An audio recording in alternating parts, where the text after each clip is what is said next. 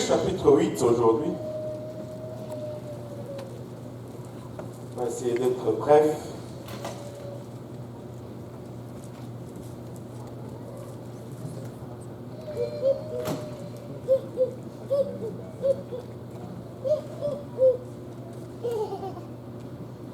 Luc chapitre 8, on va le lire à partir du verset 40.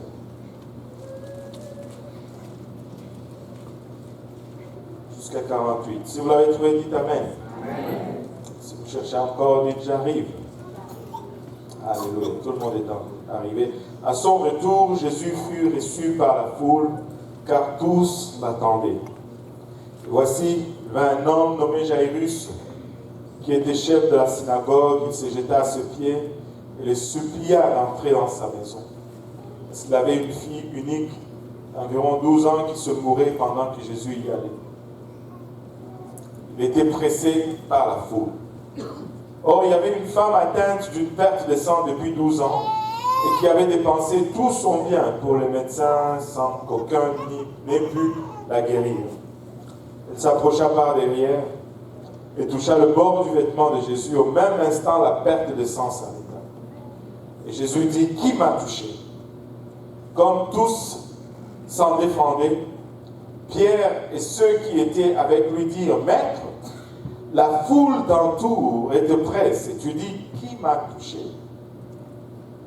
Mais Jésus répondit, « Quelqu'un m'a touché, car j'ai connu qu'une force était sortie de moi. » La femme, se voyant découverte, vint toute tremblante, se jeter à ses pieds et déclara devant tout le peuple pourquoi elle l'avait touché et comment elle avait été guérie en instant. Jésus lui dit, « Ma fille, ta foi t'a sauvée, va en paix. » Et nous allons regarder également dans la même histoire dans le livre de Marc, chapitre 5, verset 25 à 34. Marc 5, verset 25.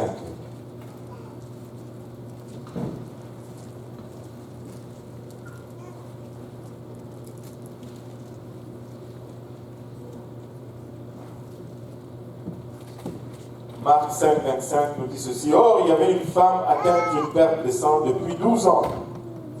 Elle avait beaucoup souffert entre les mains de plusieurs médecins et elle avait dépensé tout ce qu'elle possédait. Elle n'avait éprouvé aucun soulagement, mais était allée plutôt en empirant. Et a entendu parler de Jésus, elle vint dans la foule par derrière et toucha son vêtement. Car elle disait, « Si je puis seulement toucher ses vêtements, je serai guérie. » Au même instant, la perte de sang s'arrêta et elle sentit dans son corps qu'elle était guérie de son mal. Jésus connut aussitôt en lui-même qu'une force était sortie de lui et se retournant au milieu de la foule, il dit, « Qui a touché mes vêtements ?» Ses disciples lui dirent, « Tu vois la foule qui te presse et tu dis, qui m'a touché ?»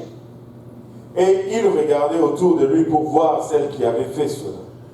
La femme, effrayée et tremblante, sachant que ce qui s'était passé en elle, vint se jeter à ses pieds et lui dit toute la vérité.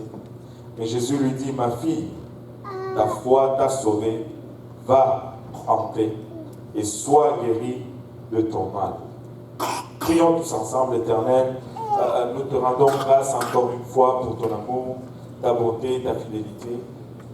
Te remercions, Seigneur, pour le privilège de nous tenir aujourd'hui devant ton peuple. Encore une fois, Papa, nous venons implorer ta grâce, Papa. Tu nous accordes ton onction car nous reconnaissons que nous sommes des êtres charnels et naturels pour qui les choses spirituelles sont folies, Seigneur. Aide-nous à les saisir aujourd'hui, nous te prions. Aide-nous à les transmettre, Père, à le faire sans crainte, ni faveur, ni hésitation, Seigneur. Et à les recevoir de sorte qu'elles puissent germer dans nos cœurs, produire de fruits et que ce fruit nous conduise jusque dans la vie éternelle. Et c'est au nom précieux de Jésus que nous te prions ainsi, avec action de grâce dans le cœur. Nous disons tous au nom de Jésus. Amen. Alléluia. Avant de nous asseoir, si nous pouvons juste battre nos mains pour le Seigneur.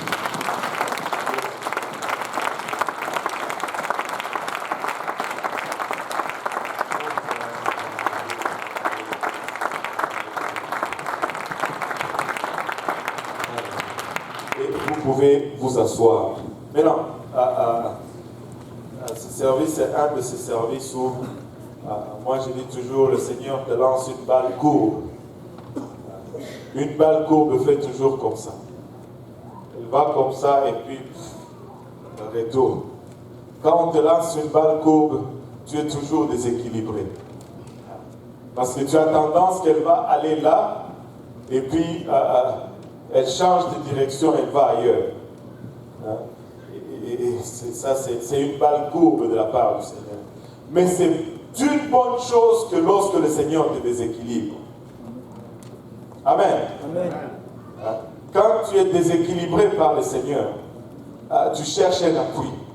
Et là, tu t'appuies sur lui. Amen. Parce que si tu es trop stable, tu ne cherches pas un appui. Je dois être en déséquilibre tout le temps. Je dois m'appuyer sur le Seigneur en tout moment.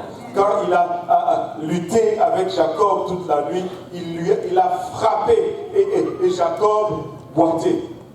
Il devait maintenant chercher un appui pour marcher et il devait dépendre par la suite du Seigneur pour le restant de sa vie. Maintenant, ici, l'histoire très familière que nous avons lue aujourd'hui, l'histoire de la femme avec le problème de perte de sang. Et nous avons probablement prêché sur cette histoire à l'endos et à l'envers, par-dessus et par-dessus, de gauche à droite, de droite à gauche, de haut en bas. Mais je crois qu'il y a une chose que le Seigneur veut nous faire voir dans cette histoire aujourd'hui. Cette femme avait un problème de perte de sang qui durait 12 ans. Elle avait une hémorragie qui durait 12 ans. Et partout où elle est allée pour chercher soulagement, elle n'a pas pu avoir soulagement. La Bible nous dit qu'elle a consulté tous les médecins qu'elle pouvait consulter et n'a pas pu avoir soulagement. Elle a dépensé tout ce qu'elle avait comme bien, mais elle n'a pas pu avoir soulagement. Mais probablement un jour, elle a entendu parler de Jésus-Christ. On ne sait pas par qui elle a entendu parler de Jésus-Christ, mais un jour, elle a entendu parler de Jésus-Christ. Et quand elle a entendu parler de Jésus-Christ, parce qu'elle était en état de désespoir, elle a pris une résolution. Avant d'aller plus loin, nous allons d'abord souligner certains points dans sa vie. Premièrement, c'était une inconnue. On ne connaît même pas son nom. La Bible ne nous dit pas qu'elle s'appelait Madeleine la Bible n'accorde même pas d'importance à son nom. Et c'est là, si nous le ramenons à où nous sommes aujourd'hui, laisse-moi te dire que ce n'est pas nécessaire qu'on cite ton nom. Ce n'est pas nécessaire que ton nom soit mentionné spécifiquement. Dieu te connaît. Il sait exactement où tu te trouves. Il sait exactement ce que tu traverses. Il sait exactement par quoi tu passes. Dieu te connaît. La Bible ne nous dit même pas qui est né. Regarde ton voisin, dis-lui, Dieu te connaît. Il sait où tu te trouves. Je me rappelle, en 2011, je suis retourné au Congo pour la première fois après 20 ans d'absence. Et bien sûr, quand je suis arrivé là-bas, tout était plus pareil. Et je devais partir de Lubumbashi à Kinshasa et pour aller prêcher là-bas. Les gens qui devaient me recevoir, chez qui j'allais prêcher, je ne les connaissais pas. C'est le frère Nono qui m'avait introduit. Alléluia. Le frère Nono va t'envoyer à des places. Et là, je débarque à Kinshasa. Ma tante vient me chercher à l'aéroport. Elle va, et parce que je devais prêcher le même jour. Et là, je ne me rappelle plus la ville. L'église était dans quelle zone? C'était Matete. Je devais aller prêcher à Matete. Là, on prend la voiture et on part à Matete. Et là, les services devaient déjà commencer. Et quand j'arrive, les gens étaient dehors. Et ma tante ne pouvait pas rester avec moi. Et là, elle me laisse là-bas. Moi, je ne connaissais personne. Je suis à Matete. Ça fait 20 ans que j'étais au Congo. Et je ne connais pas ces gens-là. Tout ce que je sais, c'est que, bon, ils connaissent le frère Nono. Et c'est tout. Et là, ils parlent avec ma tante. Ils disent à ma tante, leur dit, oh, je reste à telle place, côté de Camp Tchachi ou Camp Kokolo, un camp militaire. Son mari était soldat. Vous tournez là, côté de Ngaliema, c'est juste la maison. Il dit ça, on connaît, on va l'amener. Bon, quand tout le monde est là, tu es en confiance. Et puis, on a prêché, la présence de Dieu était bonne et tout ça. Et après, il était tard, 22h, le service est fini. Là, ils doivent me ramener. Je rentre dans cette petite voiture. Il y avait 4 gaillards, je ne connaissais personne. Et là, on commence à partir. Et on part. Et on n'arrive pas. Et c'est la nuit. Là, je commence à réfléchir maintenant. L'esprit est descendu. On n'est plus dans les émotions. Je dis, mais qu'est-ce que j'ai fait ici? Où est-ce que je ne sais même pas où je suis, en fait. Et je ne connais même pas avec qui je suis. Ces gens, ils peuvent faire de moi ce qu'ils veulent. Je suis à leur merci. Et là, on part. Et on arrive à Kitambo. Et un d'eux disent, je dois m'arrêter pour acheter, je ne sais pas, des unités ou quelque chose comme ça. Et on arrête. Et il y avait plein de monde. J'étais perdu. Je dis, waouh, Seigneur, aide-moi. Je ne sais même pas où je suis. Mais à ce moment précis, le petit téléphone que j'avais, un numéro du Congo, sonne. Et c'est un numéro du Canada qui appelle. Là, je prends le téléphone, je réponds, allô? Et c'est le pasteur Pablo qui appelle de Montréal. Il dit, pasteur, j'ai prié pour toi, mais j'ai ressenti juste de te dire, de t'appeler, de te dire que ne t'inquiète pas, Dieu sait exactement où tu te trouves.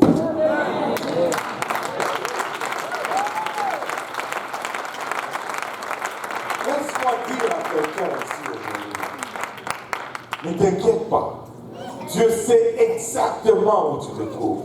On n'a pas besoin de citer ton nom, on n'a pas besoin de connaître ton adresse, on n'a pas besoin de connaître qui tu es ou qui tu n'es pas. Dieu te connaît. Dieu te connaît. Il connaît ton problème. Et regardez, ça faisait 12 ans qu'elle avait ce problème. Tu as peut-être une situation, on dirait que tu es né dedans. Tu es venu au monde, cette situation était là. Tu as grandi, tu ne connaissais pas Dieu, cette situation était encore là. Et maintenant tu es venu à Dieu, tu commences à servir Dieu, tu dis finalement, maintenant que je connais Jésus-Christ, les choses vont changer. Et c'est comme si la situation est encore là. Tu pries, ben rien ne change. Mais je connais maintenant finalement, je suis passé de pas chrétien à chrétien. De païen à catholique, et de catholique à évangélique trinitaire, de trinitaire, maintenant je connais l'unicité, et de l'unicité je parle en langue, de parler en langue, je vis une vie de sanctification, mais le problème est toujours là. Mais y a-t-il encore quelque chose là qui reste, que je dois atteindre pour que je trouve réponse à ce dilemme? 12 ans, elle perdait le sang pendant 12 ans. Je ne sais pas si vous réalisez c'est quoi perdre le sang, mais perdre le sang, c'est perdre la vie elle-même. Parce que la vie de l'âme se trouve dans le sang. Et pendant 12 ans, elle perdait le sang. On peut dire pendant 12 ans, elle perdait la vie. Écoutez, on peut regarder un côté de la médaille. Et oublier l'autre côté. On peut regarder d'un côté, ça faisait 12 ans qu'elle perdait le sang. 12 ans qu'elle s'est vidée de la vie. Mais laissez-moi vous dire, on peut regarder aussi de l'autre côté de la médaille. Elle était encore vivante. Amen. Elle était encore en vie. Elle perdait le sang pendant 12 ans, mais elle était encore en vie. Elle perdait le sang, elle perdait la vie pendant 12 ans, mais elle était encore vivante. Le problème est peut-être là, mais tu es encore dans la maison de Dieu. Le problème est encore là, mais tu connais encore qu'il y a un Dieu qui existe. Le problème est encore là, mais laisse-moi te dire, il y a encore de l'espoir en toi. C'est pourquoi tu es là aujourd'hui. Peu importe combien ça dure, tu es là. Tu es là. Amen. Elle s'est approchée par derrière. Pas une place de visibilité. Être vue n'était pas ce qu'elle recherchait. Elle avait un besoin, et le besoin c'était de rencontrer le Seigneur. Il y avait toute une foule autour de Jésus-Christ, au point où quand le Seigneur dit « quelqu'un m'a touché », les disciples se tournent vers lui et lui disent « ben voyons donc ». Avec tous ces gens autour de toi, tu te demandes qui t'a touché. On te bouscule. Tu te demandes qui t'a touché. Quelqu'un m'a touché. Et je ne sais pas si on peut s'imaginer, si on peut dramatiser un peu cela. J'imagine que c'était une foule de gaillards. Venez un peu, les prophètes. Bon. Lequel va être Jésus ici?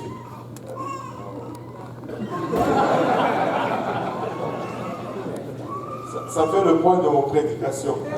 Vous allez comprendre tout à l'heure. Mais là, on va dire que lui, c'est Jésus. Amen. Bon, un grand Jésus. Et vous, les autres, c'est la foule. La foule, soyez là.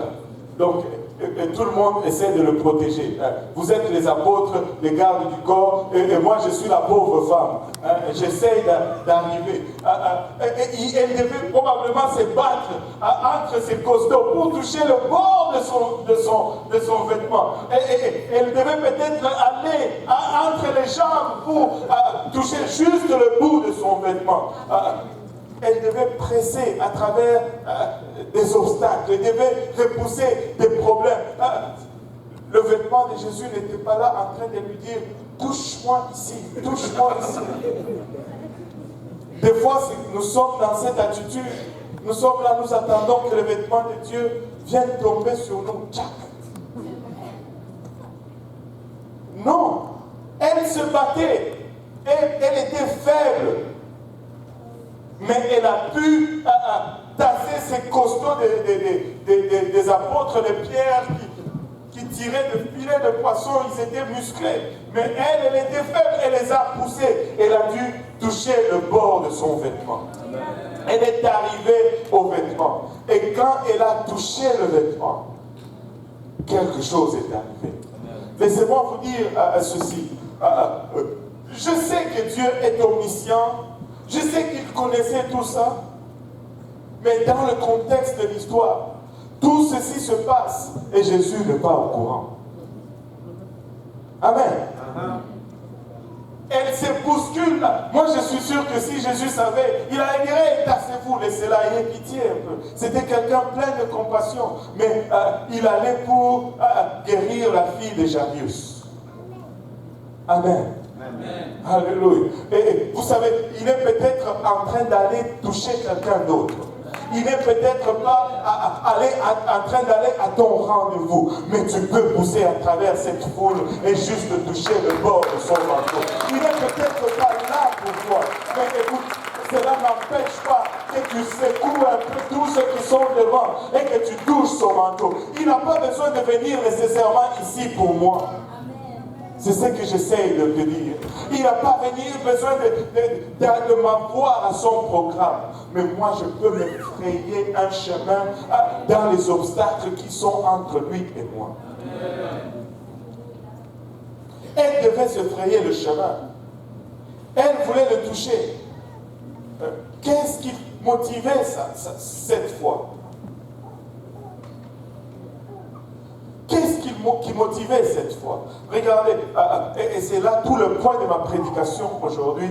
Marc 5, verset 28.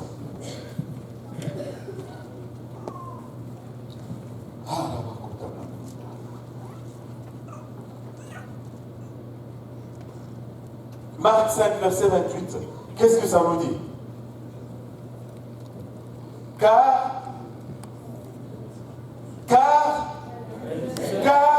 elle disait, pas car Pierre disait, pas car on lui avait dit, pas car Jésus disait, car elle disait. Elle a reçu parce qu'elle disait. Elle a pu avoir sa réponse parce qu'elle disait. Qu'est-ce que tu es en train de te dire? Qu'est-ce que tu es en train de confesser? Ce que tu confesses, c'est ce que tu vas recevoir. Il est temps, alléluia, que tu commences à changer le discours, alléluia, qui sort de ta bouche. Car elle disait, pas car Jésus disait, car elle disait. Elle a elle-même déterminé les circonstances et les paramètres de son salut. Elle a dit, je n'ai pas besoin de la foule. Même si elle m'empêche, je vais passer à travers. Enfin, je n'ai même pas besoin de lui parler. Si je peux juste toucher le bout de son manteau, je n'ai pas besoin qu'il me voie. Je n'ai pas besoin qu'il m'entende. Mais si seulement je peux le toucher. Elle avait une foi qui disait. Elle avait une foi qui parlait. Il est temps que nous commençons à dire. Il est temps que nous commençons à confesser. Il est temps que nous commençons à le déclarer à nous-mêmes. Elle disait elle-même. Pas quelqu'un d'autre lui disait. Je vais arrêter d'attendre que quelqu'un vienne me dire. Je vais commencer à me dire moi-même. Je suis plus que vainqueur. Dieu m'aime. Je veux réussir cette affaire. Je veux y arriver. Alléluia. Vous savez, quand vous lisez votre Bible, la Bible nous dit David s'encouragea lui-même. Alors que tout autour de toi est silencieux. Il arrive des moments où même le pasteur est découragé. Amen.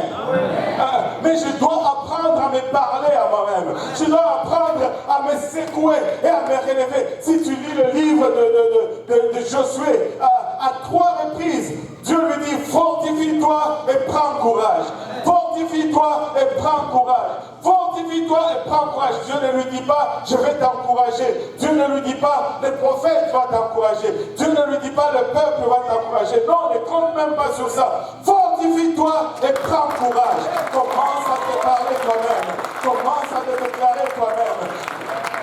Alléluia. Et si cela est nécessaire, rentre dans ta salle de bain, regarde-toi dans le miroir, commence à te prêcher un peu toi-même. Alléluia. Écoute, si le serment à l'église n'est pas assez, rentre dans ta salle de bain, commence à te prêcher un peu toi-même. Écoute, tu vas réussir. Amen. Tu vas sortir de cette situation.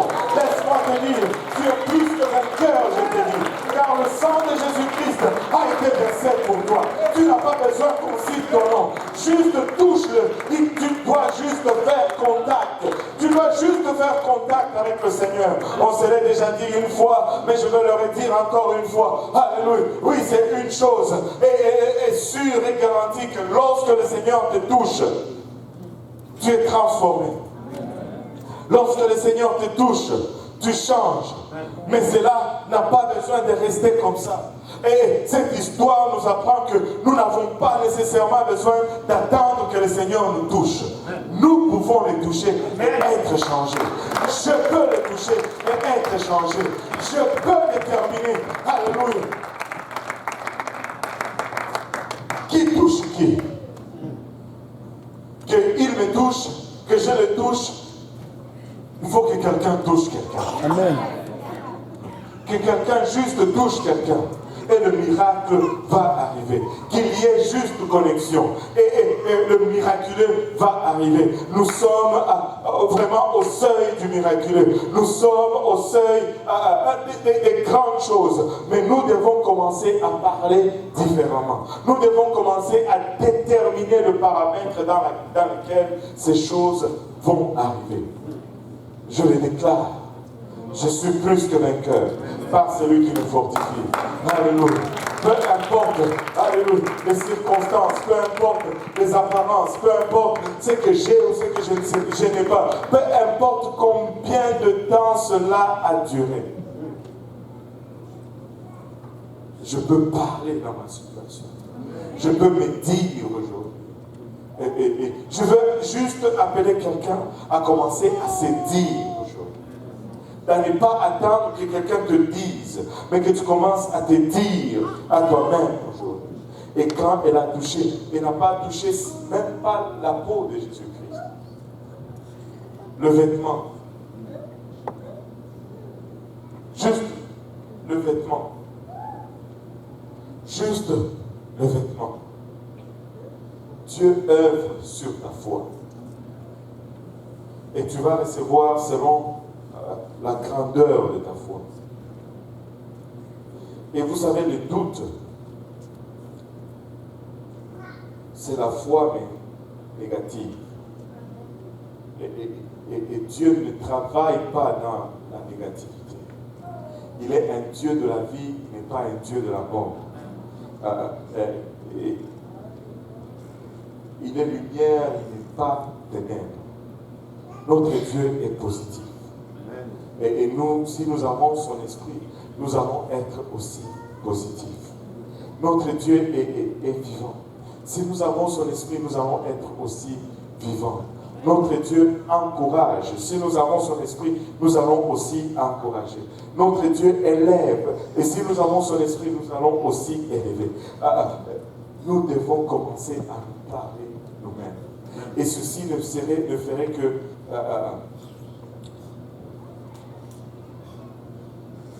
confirmer la parole de Dieu.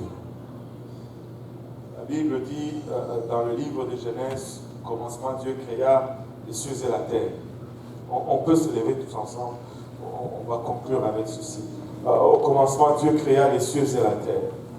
Et la terre était informe et vide. Et nous avons déjà développé là-dessus. Tout de suite après avoir dit qu'il a créé, mais il défait toute preuve d'existence. Il dit au commencement, Dieu créa les cieux et la terre. Et puis il dit, la terre était informe, c'est-à-dire pas de forme, et puis vide, c'est-à-dire absence de matière.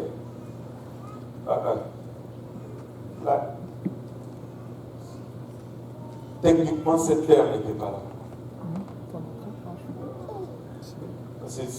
Pour définir tout objet, ça prend ces deux dimensions, la forme et la matière. Amen.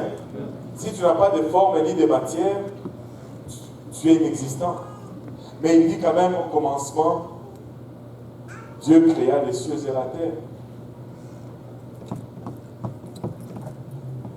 Tout était là, bien qu'on ne pouvait pas le voir. Tout était là, bien qu'on ne pouvait pas le toucher. Je suis en train de dire à quelqu'un, ta guérison est là, bien qu'on ne peut pas la voir pour le moment. Ta provision est là, bien qu'on ne puisse pas la toucher. Mais ce qui a fait la différence, c'est que Dieu a commencé à parler. Et Dieu dit que la terre, que la lumière soit et la lumière. Et Dieu dit que les eaux se retirent. Et Dieu dit que les secs apparaissent. Et Dieu dit que les arbres poussent. Et tout cela a pris forme alors que la parole de Dieu était prononcée sur ce qui est écrit. Tout le potentiel est en toi aujourd'hui. Et si tu laisses la parole de Dieu prononcer sur toi, si tu laisses la parole de Dieu parler sur toi, tout ce qui est dedans va prendre forme et va venir à l'existence. Maintenant, j'aime le verset 26. Nous servons un Dieu qui nous a créés à son image. Le verset 26. Puis Dieu dit, faisons l'homme à notre image, selon notre ressemblance, et qu'il domine sur les poissons de la mer, et sur les oiseaux du ciel, sur le bétail, sur etc. Maintenant, les trinitaires vont te dire, ça c'est la Trinité, parce que il dit faisons l'homme, c'est pluriel. Ce n'est pas pluriel. C'est pluriel, mais ce n'est pas multiplicité. Ce n'est pas le Père, le Fils et le Saint-Esprit en train d'avoir une conversation. Si tel était le cas, le verset 27 allait se dire, et puis Dieu créèrent l'homme à leurs images, Dieu créa l'homme à leurs images, il le créa aux images de Dieu, il le créa l'homme et la femme. Il allait y avoir la pluralité aussi dans le verset 27. Mais Dieu n'était pas en train de parler au Père ou au Fils ou au Saint-Esprit. Il était en train de se dire. Il se disait, comme cette femme se disait, lui aussi, il se disait. Écoute, il est temps que nous commençons à nous dire les choses. Il y a la puissance dans ta parole. Il y a de la puissance dans ta parole. Et peu importe la situation que tu traverses, peu importe ce que tu luttes avec ou tu cherches à obtenir, on va faire une chose. On va venir à l'avant et tu vas te dire. Amen. Les hommes à ma gauche, les dames à ma droite, on va venir à l'avant et on va se dire. Et Dieu va agir. On va se dire et ça va prendre existence. Ah là-bas.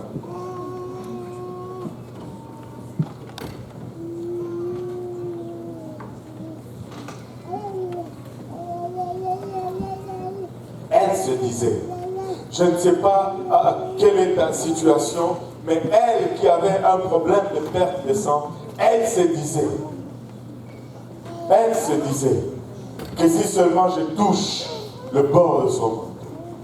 Je ne sais pas qu'est-ce que tu traverses aujourd'hui, mais je sais que lui, il sait exactement où tu es. On n'a pas besoin de citer le nom de quelqu'un, on n'a pas besoin d'imposer les mains sur quelqu'un, bien que je ne veux pas dire qu'on ne va pas prier pour les gens. Sentez-vous libre. Ce que je suis en train de dire, c'est que ne te dis pas, oh, moi le pasteur Serge n'a pas mis sa main dessus sur moi, ou moi le pasteur Luc ne m'a pas imposé la main. Écoutez, dis-toi, et si seulement tu peux attirer son attention aujourd'hui, il va répondre à ta situation.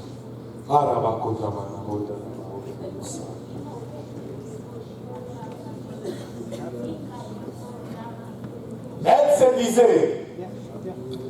se disait, alléluia.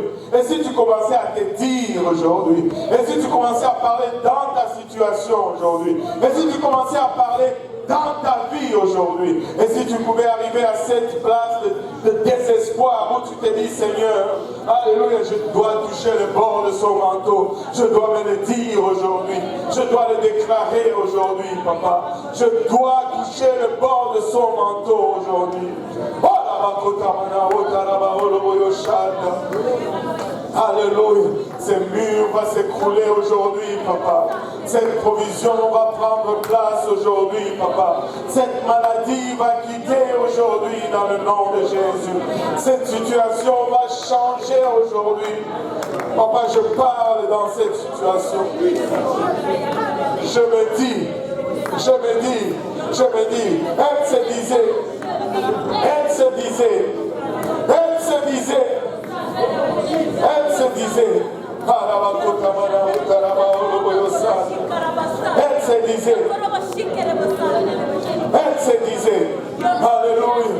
elle se disait, alléluia, qu'est-ce que tu vas déclarer aujourd'hui? Elle se disait, alléluia, tu peux déterminer le paramètre et le contexte de ta réponse aujourd'hui. Tu peux définir, alléluia, les circonstances, alléluia, de ta réponse aujourd'hui. Elle se disait, alléluia Jésus.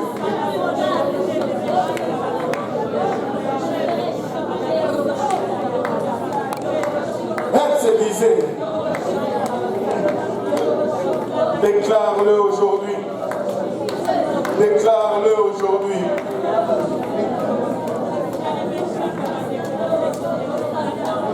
Déclare-le aujourd'hui.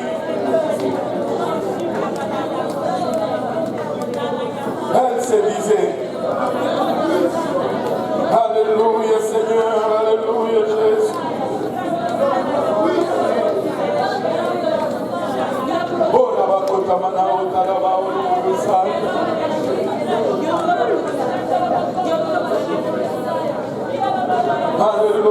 Seigneur. Déclare-le aujourd'hui. Déclare-le aujourd'hui. C'est entre toi et Jésus-Christ. Alléluia. Pousse à travers la foule. Pousse à travers, alléluia, ces murs de doute. Pousse à travers, alléluia, ces obstacles d'apparence. Pousse à travers ces circonstances familiales. Pousse à travers la machata. Alléluia, c'est que dicte ton corps ou ton être. Pousse à travers la machata. C'est que dicte ta situation. Elle se disait, elle se disait,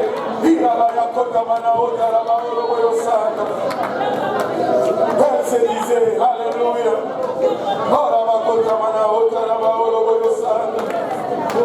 Car elle se disait,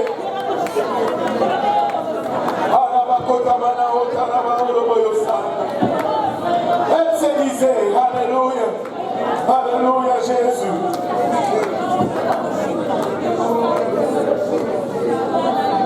Alléluia Seigneur, alléluia Jésus.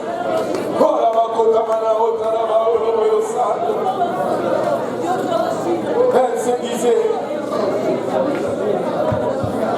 tu peux te dire aussi, tu peux te le déclarer aussi, tu peux le déclarer aussi, alléluia, car la main de Dieu n'est pas courte, alléluia.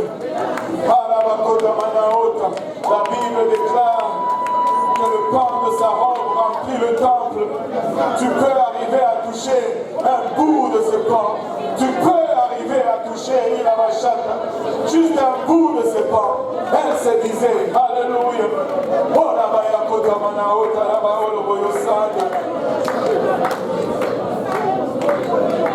Alléluia, alléluia.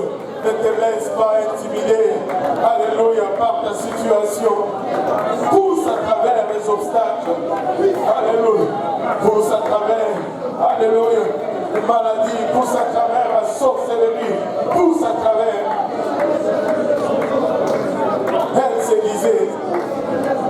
disait, alléluia, elle se disait, déclare-le aujourd'hui. Déclare-le aujourd'hui. Déclare-le aujourd'hui. Parle à ton âme aujourd'hui. Parle à ton âme aujourd'hui. Alléluia. Parle à ton âme aujourd'hui. Déclare-le. Elle se disait. Elle se disait. Elle se disait. Alléluia Jésus, alléluia Seigneur, alléluia.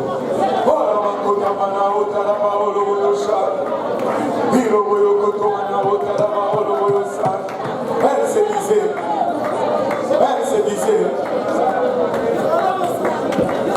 elle se disait, alléluia. Ne te laisse pas intimider, alléluia, par l'activité spirituelle négative, alléluia. Ton Dieu est plus grand, ton Dieu est plus fort, ton Dieu est plus puissant. Elle se disait, alléluia.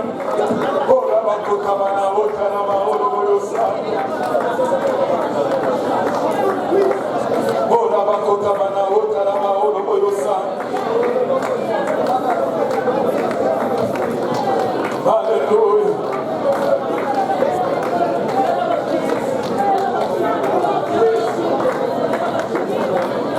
Alléluia. Déclare-le, confesse-le. Déclare-le, confesse-le. Alléluia. Elle se disait, ce sang a été aussi versé pour moi. Elle se disait,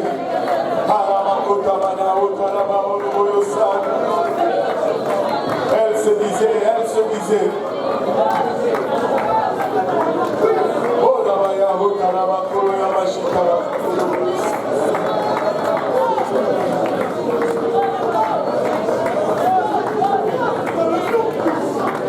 Alléluia. Déclare-le aujourd'hui. Déclare-le aujourd'hui.